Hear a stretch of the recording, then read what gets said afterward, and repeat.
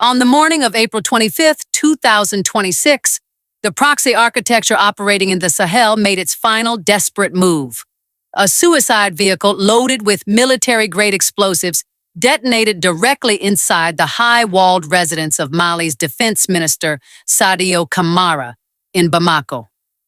The Western press immediately drafted their headlines. They predicted chaos. They predicted that the alliance of Sahel states was finally fracturing from the inside. But they fundamentally misunderstood the men they were trying to overthrow. Assimi Goita did not panic. He did not ask for foreign intervention. Instead, he ordered a ruthless, unprecedented military tribunal. According to the explosive records released on May 1st, what happened that Saturday morning was not a rebel offensive from the desert. It was an inside job. A coordinated decapitation strike orchestrated by active duty soldiers and corrupt political elites who wanted to hand the keys of the nation back to the very foreign powers that had just been expelled. The enemy is no longer just hiding in the rocky cuts of Menaka. They are wearing suits in the capital.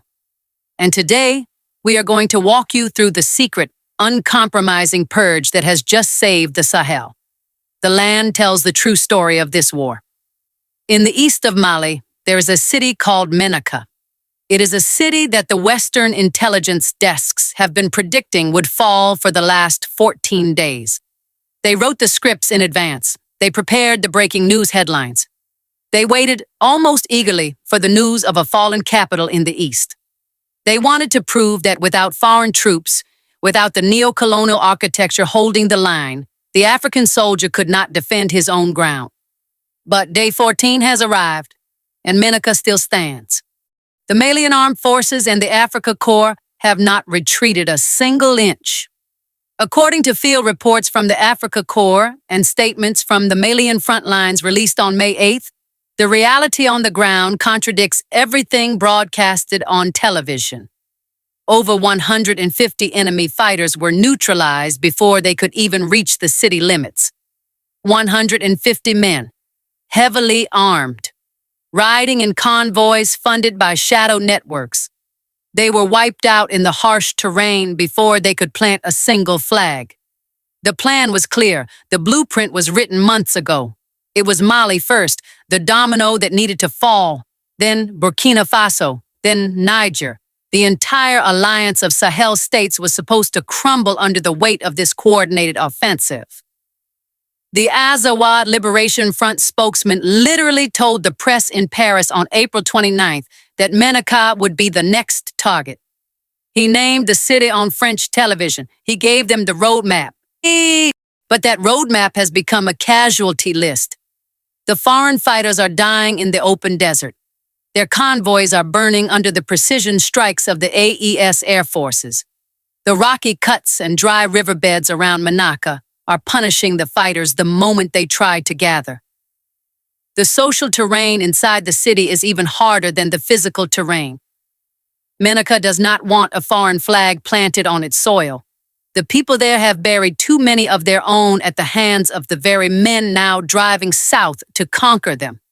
They know exactly who the enemy is.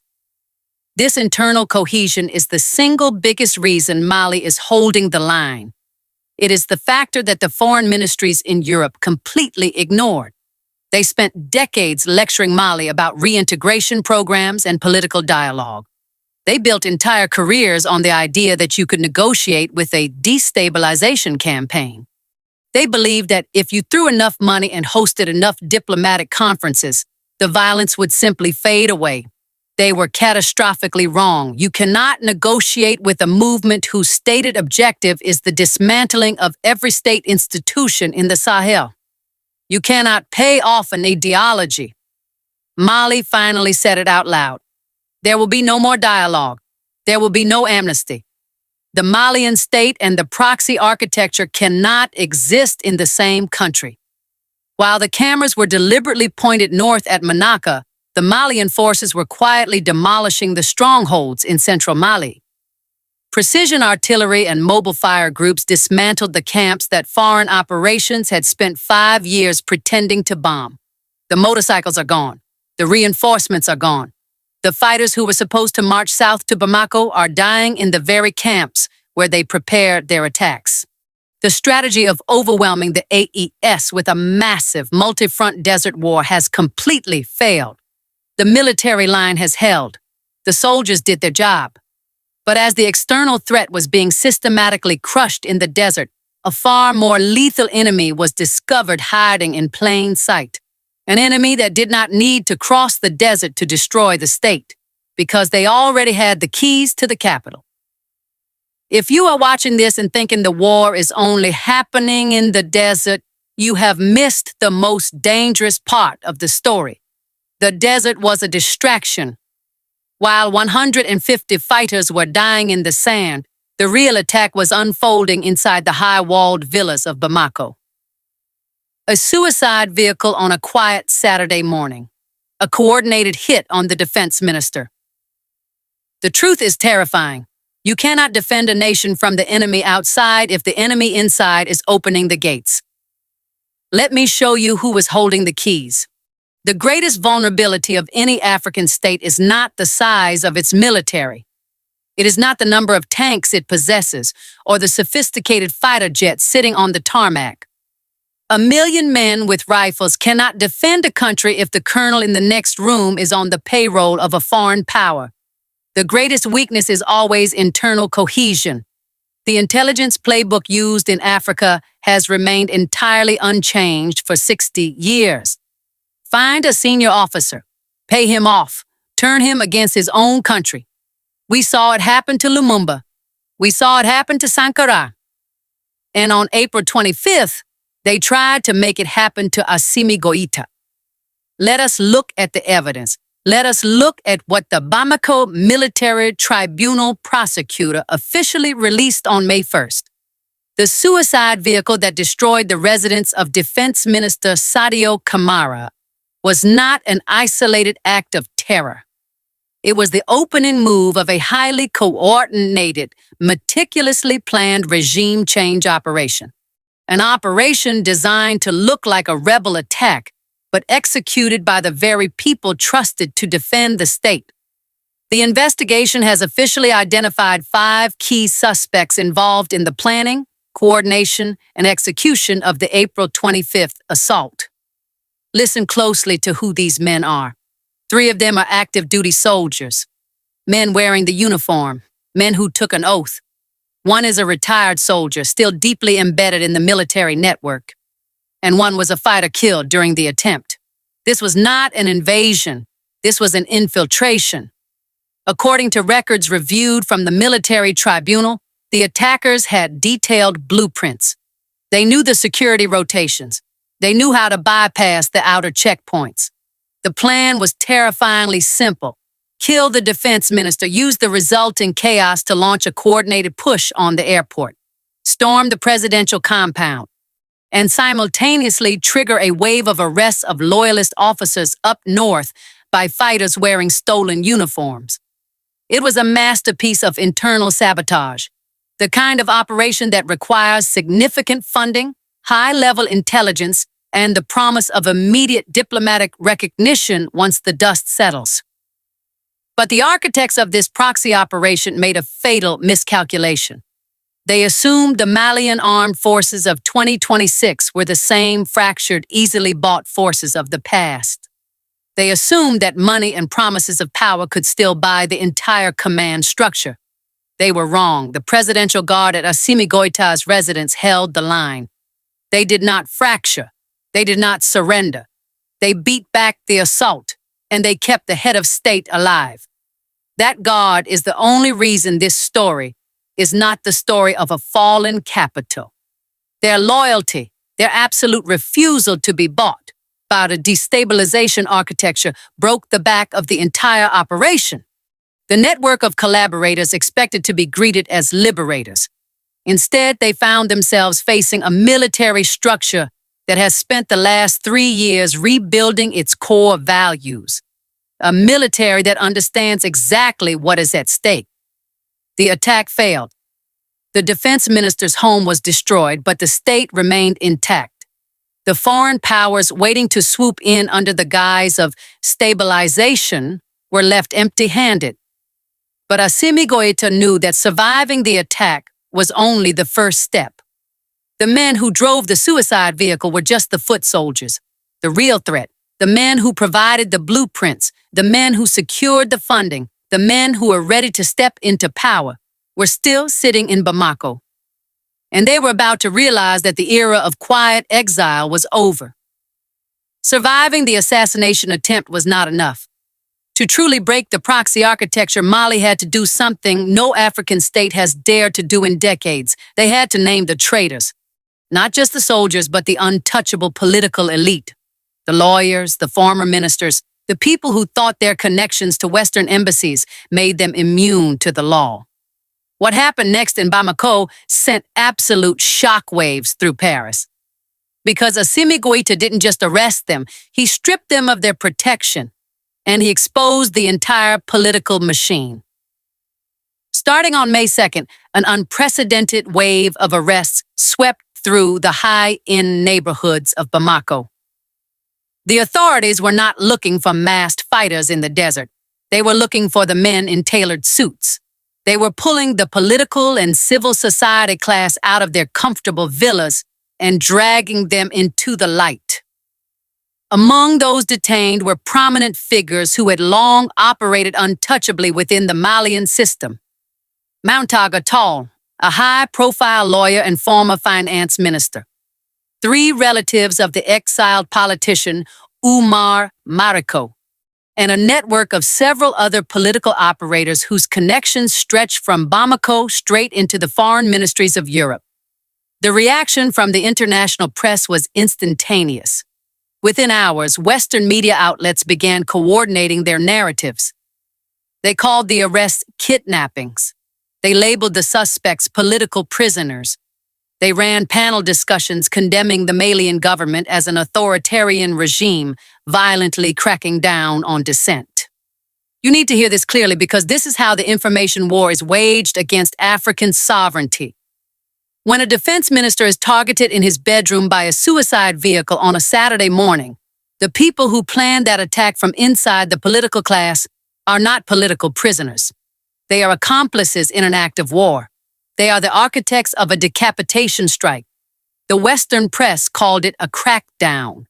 They were wrong. This was the absolute necessary immune response of a state refusing to die. For 10 years, European foreign ministries have spent billions of dollars lecturing Mali on how to handle its security crisis. They funded massive NGOs and think tanks to promote a very specific, carefully engineered narrative. They insisted that the crisis could only be solved through reintegration programs, through political dialogue, through quiet, polite negotiations with men who burn villages and massacre civilians. They built a multi-million-dollar industry around the concept of peace building, effectively forcing the Malian state to treat a destabilization campaign as if it were a legitimate political grievance. They advised Nigeria to adopt the same model. They forced it onto the entire region. But they were catastrophically wrong. The reason these proxy factions exist is not because of poverty. It is not because they are marginalized by the state. They exist because they are funded, armed, and ideologically driven to dismantle every state institution in the Sahel. You cannot de-radicalize a man whose entire purpose is the violent overthrow of the government. You cannot pay off an ideology. You cannot reason with a movement that has sworn to impose a punishment regime over 170 million people. Mali tried it their way. They signed the truces. They hosted the dialogues. And the answer to that dialogue was the April 25th suicide vehicle driving into the defense minister's home. That explosion shattered the illusion forever. Mali has finally said it out loud. The era of the Western playbook is over. There will be no more dialogue. There will be no amnesty. There will be no quiet exile in Dakar or Paris for men who betray the uniform or sell the blueprints of the capital. The Malian state has adopted a doctrine of absolute non-negotiation. They have recognized that the state and the proxy architecture cannot exist in the same country. One must survive, and the other must be completely eradicated. The only state that has ever survived this kind of internal attack is a state that has the courage to call treason by its name and punish it accordingly. By closing the door on amnesty, Assimi Goita is doing exactly what every strong sovereign nation does when its survival is threatened. He is removing the internal rot. He is making it terrifyingly clear to any future collaborator that the price of betrayal is no longer a comfortable retirement in Europe. The price is a military tribunal. This purge is the most important non-battlefield decision of this entire war. It is not about silencing political opposition. It is about rebuilding the internal cohesion of the state around unshakable values. It is about proving that African loyalty cannot be bought. The accomplices are now in custody. The internal mechanism has been broken, but Mali is not fighting this war alone. The purge in Bamako was a devastating blow to the proxy network. But the architects of this destabilization campaign never intended to stop at Mali. The blueprint was regional. Mali was just the first domino. Burkina Faso was supposed to be the second, Niger the third. But they underestimated the sheer speed and absolute unity of the alliance of Sahel states. While Mali was crushing the internal threat, Niger and Burkina Faso were quietly building an iron wall across the tri-border region. And what they have done in the skies over the Sahel has left Western military analysts completely speechless. The strategy deployed against the alliance of Sahel states is a strategy that relies entirely on isolation. The foreign architects of this conflict believed that if they could fracture Mali from the inside, they could systematically dismantle the entire AES alliance, one capital at a time. The blueprint was obvious. Mali was the primary target. Burkina Faso was supposed to be the second, and Niger the third. But the AES capitals did not wait to be picked off one by one. They did not wait for the African Union to issue a polite statement. They did not wait for ECOWAS to intervene. They moved with a level of terrifying coordination that has forced Western intelligence desks to completely rewrite their assessments of the region. Let us start with Niger. The government in Niamey understood instantly that the attack in Bamako was a signal. By the morning of April 30th, Niger issued a sweeping decree ordering the creation of an absolute no-go exclusion zone around Airbase 101 in Niamey and the critical air infrastructure at Tillabéry. They systematically pushed all residential and commercial encroachment back from the runways. They bulldozed the exact hiding places that proxy fighters had used in previous attacks to get close enough to destroy aircraft on the tarmac. Niger is not just securing an airbase. Niger is building an impenetrable wall around its skies. They understand something that Western media commentators still pretend to ignore. The Sahel War is decided in the air. Control of the sky is the absolute biggest advantage the AES possesses right now. In Libya, Muammar Gaddafi had no control over his own sky. That is precisely why his state collapsed overnight. Take away the air advantage, and the armed forces fall, the cities fall, and the convoys roll freely across the open desert. Niger is making absolutely sure that the skies remain under sovereign control. Because when the AES controls the sky, the proxy supply lines are severed. Since the morning of April 26th, a joint AES air campaign has been continuously pounding the Liptako-Gourma tri-border belt, where Mali, Burkina Faso, and Niger meet. This region has served as the foreign fighter pipeline, the petrol corridor, and the resupply artery for years. Today, that supply line is technically cut off. The convoys are dying in the open desert before they even cross the borders. And then there is Burkina Faso. For 3 years, President Ibrahim Traoré has been warning the continent about this exact scenario. He warned that a black winter was coming. The Western media mocked him. The French geopolitical establishment dismissed him as a child playing soldier. But the man they called a child has spent the last 3 years doing exactly what every African state has been told for 60 years it could never do: recruit, retrain, retake, and rebuild. all without a single dollar of foreign funding. Through Operation Lalmasca, the Burkinabè Defense and Security Forces have systematically cleared dozens of localities. Civilians are returning home. Infrastructure is being rebuilt by the state, not by foreign NGOs. And Traoré's aggressive push for food self-sufficiency has become the bedrock of the entire AES sovereignty project. Burkina Faso is preparing as though conflict is not just a threat, but an absolute certainty. They know the playbook because they have already survived it. According to the Burkinabè Security Minister's televised announcement on January 6, 2026, an assassination plot against Traoré was intercepted on the night of January 3rd. The intelligence explicitly named a former leader acting as a principal proxy, heavily backed by a foreign financing network.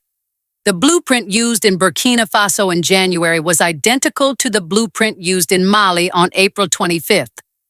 Kill the head of state, take the airbase, paralyze the command structure, bring in foreign troops in the name of stabilization. The AES has fully decoded this strategy. They are no longer waiting. The alliance now commands a unified force scaling past 15,000 highly trained troops.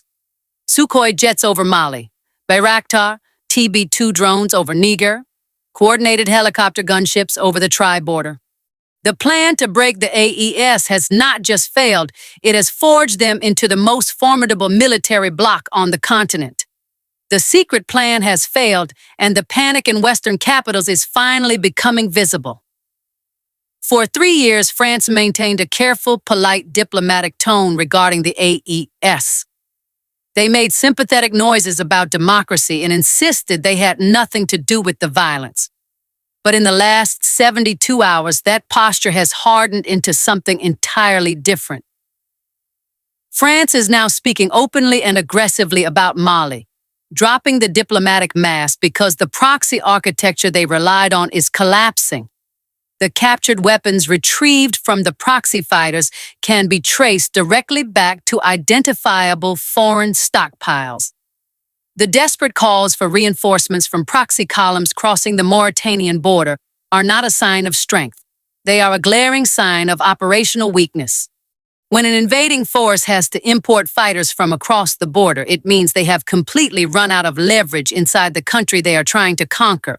And even those reinforcements are being neutralized in the desert before they can fire a single shot. Then there is the silence surrounding the events in Morocco. On May 4th, an official statement confirmed that 2 American soldiers participating in the African Lion 2026 military exercises went missing near the Cap Dra training area. The Pentagon rapidly insisted that this incident had absolutely no connection to the broader Sahel war zone. They called it a tragic accident near the Atlantic cliffs. Perhaps it is exactly what they say it is. We will not fabricate stories here, but within the AES intelligence community, serious questions are being asked.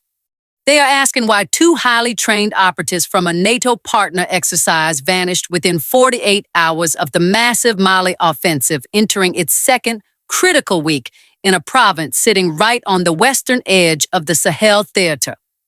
The official narrative is holding for now, but the timing is undeniable. Hear me on this. There is no grand foreign invasion of Mali coming. No Western capital has the political will or the capability to attempt a direct, boots-on-the-ground invasion of the AES. The best they can do is use their proxies. And we already know that the proxy strategy is failing.